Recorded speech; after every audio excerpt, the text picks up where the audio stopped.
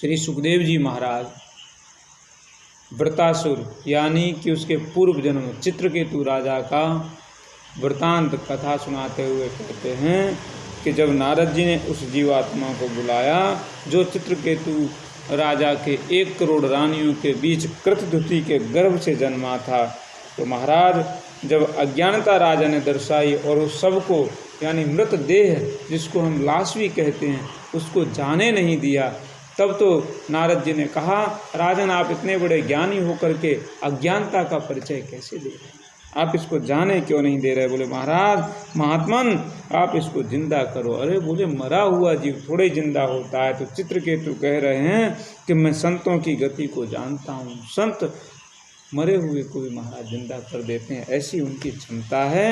एक बार वो ब्रह्मा जी के लेख पर भी मेख मार देते हैं। बोलो जैसे कैसे भी करो आप इसे जिंदा करो। और जब महाराज इतना रोया राजा चित्रकेतु कि नारद जी के पैर आंसुओं से चरण धो दिए, तब तो नारद जी को दया आ गई और नारद जी ने उस जीवात्मा को बुला करके, जीवात्मन पश्य भद्रम ते मातरम पितरम चते, जीवात्मा आओ और आकर के शरीर में प्रवेश करो, तुम्हारे बिना तुम्हारे माता पिता कितने दुखी हो रहे हैं, तुम इस शरीर में आ जाओ, इनको सुप्रदान करो और उसके बाद में इतना बड़ा राज वैभव है तुम उसको भोगो और जो है तुम जल्दी आ जाओ। तो महाराज जीवात्मा आ तो गया आकाश में, और आकाश में आते ही ये सब नारद जी ने कहा और सुना उसने। तो वो जीवात्मा क्या बोला, कस्मिन् जन मयि मह्यम पितरो मातरो भवन कर्मभिभ्राम्य मानस्य देवतीय नयोनिषु। महाराज मैं 84 लाख योनियों में भ्रमित घूमता फिरता हूँ। 84 लाख योनियों में जब भी मुझे जिस योनि में जाना होता है उस योनि में मुझे माता पिता को तो अपनाना ही पड़ता है, बिना माता पिता के तो किसी भी योनि में जाया नहीं जाता। तो 84 लाख योनियों में जो मैं घूमा हूँ तो मेरे किस जन्म के ये माता पिता हैं ये मुझे दर्शाएं, तब मैं मानूं। बोले मतलब नारद जी ने कहा इसका तात्पर्य समझाओ। तो बोले भाई 84 लाख योनि में जन्मना तो होता ही है, तो मेरे किस जन्म के ये माता पिता हैं ये कृपया मुझे बताएं। उसके बाद में जवाब दिया। राजा को बड़ा झटका लगा, अरे हम जिसके लिए रो रहे हैं बेटा बेटा कह रहे हो तो हमें ही नहीं पहचान रहा। नारद जी ने कहा क्या तात्पर्य है। तब उस जीवात्मा ने बताया कि अगले जन्म में हम और ये दोनों ही राजा थे, ये बड़े राजा थे चित्रकेतु, हम छोटे राजा थे। इन्होंने सेना के बल पर और अपने बल पर मेरे राज्य को छीन लिया। मैं शरणागति यानी कि सरेंडर नहीं हुआ, छोड़ करके जंगल में चला गया। महाराज एक दिन बैठा हुआ था जंगल में, इन्होंने पीछे से मेरी गर्दन काट ली, कर्म बंधन बंध गया, इन्होंने मेरी गर्दन काटी और कर्म बंधन बंधा। तो महाराज उस समय में तो ये बलशाली थे तो मैं इनको नहीं मार सका।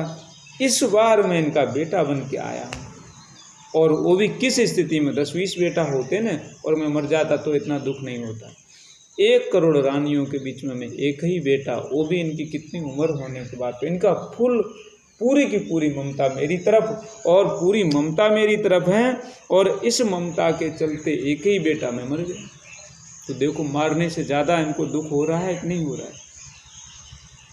और चित्रकेतु को तो नेत्र खुल गए, भैया ये तो मेरा दुश्मन है, ये मेरा बेटा नहीं है, ये तो मेरा दुश्मन है। अच्छा तो बोले फिर तुम मरे कैसे। बोले जो ये 1 करोड़ रानियां हैं ना, हाँ ये जो रानियां हैं ये उस जन्म में, जिस जन्म में इस राजा ने मेरे गर्दन काटी और मेरा कर्म बंधन इससे बन गया, तो उस जन्म में ये मैं एक दातुन कर रहा था सुबह सुबह बैठ करके, और मुझे नहीं पता था मेरे जहाँ मैं दातुन कर रहा था वहाँ मैंने दातुन करने के बाद लोटे का जो पानी फैलाया वो चींटियों का बिल था, उसके अंदर पानी गया और 1 करोड़ जो चींटियाँ थी वो मर गई, उनका कर्म बंधन मुझसे बंध गया। और महाराज इन्होंने मुझे जहर दे के मार दिया, और अब ये झूठे झूठे रोने का ढोंग कर रही हैं ताकि इनका कोई दोष नहीं, इनका कर्म बंधन मुझसे बंधा तो इन्होंने मुझसे बदला लिया, जहर दे के मुझे मार करके। मेरा कर्म बंधन राजा से बंधा तो बेटा बन के मैं मर करके और इनको दुखी कर रहा हूँ। इस तरह से महाराज कर्म बंधन है। अब इसमें कहाँ माता पिता की बात रही। चित्रकेतु को ज्ञान हो गया, ओ हो महाराज ये तो अच्छा हुआ अभी मर गया, ये तो मेरा बेटा नहीं मेरा दुश्मन था। तो कभी कभी जीवन में ऐसे संयोग बन जाते हैं कि कोई कोई बेटा बन के भी परेशान करते हैं, और कोई कोई बेटा नहीं होने पर भी बेटा से भी ज़्यादा आनंद देते हैं। कोई कोई भाई होकर के भी दुश्मन जैसा व्यवहार करते हैं, कोई कोई भाई नहीं होने पर भी भाई जैसा व्यवहार करते हैं, कोई कोई रिश्तेदार होने पर भी दुश्मन जैसा व्यवहार करते हैं, और कोई कोई रिश्तेदार नहीं होने पर भी रिश्तेदार जैसा व्यवहार करते हैं। कोई कोई साथ में रह करके दुर्व्यवहार कर जाते हैं, कोई कोई दूर रह करके दुर्व्यवहार करते हैं। इस तरह से ही ये संसार का क्रम चला आ रहा है। महाराज चित्रकेतु को ज्ञान हो गया, और चित्रकेतु को जैसे ही ज्ञान हुआ और बोले भाई ये तो अच्छा हुआ ये अभी मर गया, आगे जाके तो बहुत परेशान करता। तो अब चित्रकेतु को जैसे ज्ञान नारद जी से कहा कि महात्मन में समझ गया इस संसार में कोई किसी का नहीं, ये सिर्फ संसार कर्म बंधनों से बना हुआ। तो नारद जी ने फिर एक मंत्र दिया, और महाराज उस मंत्र के बल से 7 दिन उसने भजन करके विद्याधर की गति को प्राप्त हो गया।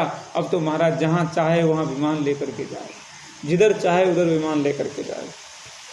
अब एक दिन जो है कैलाश पर्वत पर पहुंच गया, और कैलाश पर्वत पर जो है भगवान शिव कुछ संतों को लेकर के बैठे हुए थे। लेकिन बात कुछ ऐसी थी, भगवान शिव पार्वती जी को अपने जंघा पर बिठाले हुए और संतों को उपदेश कर रहे हैं। अब ये देख करके और महाराज इससे रहा नहीं गया, चित्रकेतु से विद्याधर बन गया था। तो क्या बोला, एस लोक गुरु साक्षात धर्म वक्ता शरीरिणाम आस्ते मुख्य सभायां वे मिथुनी भूय भार्यया। महाराज कितने आश्चर्य की बात है, देखो देखो हंसते हुए धर्म गुरु बने फिरते हैं, और अपनी स्त्री को कैसी अवस्था में सब संतों के बीच में जंघा पर बिठाले हुए बैठे। कैसे धर्म गुरु हैं, ये क्या धर्म का उपदेश देंगे, और ये है वो है तो कामियों जैसे फलाना आना लगल बातें करने लगे। तो भगवान शिव ने तो कुछ नहीं कहा, लेकिन माता पार्वती जी को बड़ा गुस्सा आया। माता पार्वती बोले अरे दुष्ट, अरे पापी, तूने हम पर कुदृष्टि डाली है, हाँ? इसलिए मैं तुझे श्राप देती हूँ। प्रतिग्रहणामिते शापम, मैं तुझे श्राप देती हूँ, जा तो दुष्ट राक्षस हो। इस बात को लेकर के चित्रकेतु जो विद्याधर बना हुआ था आकर के पैरों में गिर गया। माता जी आपको बुरा लगा, क्षमा करें, मेरा उद्देश्य आपको बुरा कहने के लिए नहीं था, और आपने मुझे श्राप दिया है, कोई बात नहीं, श्राप मुझे स्वीकार है। ऐसी बुद्धि जान करके भगवान शिव ने उससे कहा। भगवान शिव और माता पार्वती जी भी बोली हैं, बोले कोई बात नहीं बेटा, तेरी इतनी सुंदर बुद्धि है तो जा, तुझे ज्ञान हमेशा ऐसा का ऐसा ही बना रहेगा। ये जो ज्ञान है जैसे तुझे जो ज्ञान है वो हमेशा अवृत ऐसा का ऐसा रहेगा। इसलिए सुखदेव जी महाराज परीक्षित से कहते हैं कि राजन, इसी कारण वो चित्रकेतु वृतासुर नाम का दैत्य बन गया।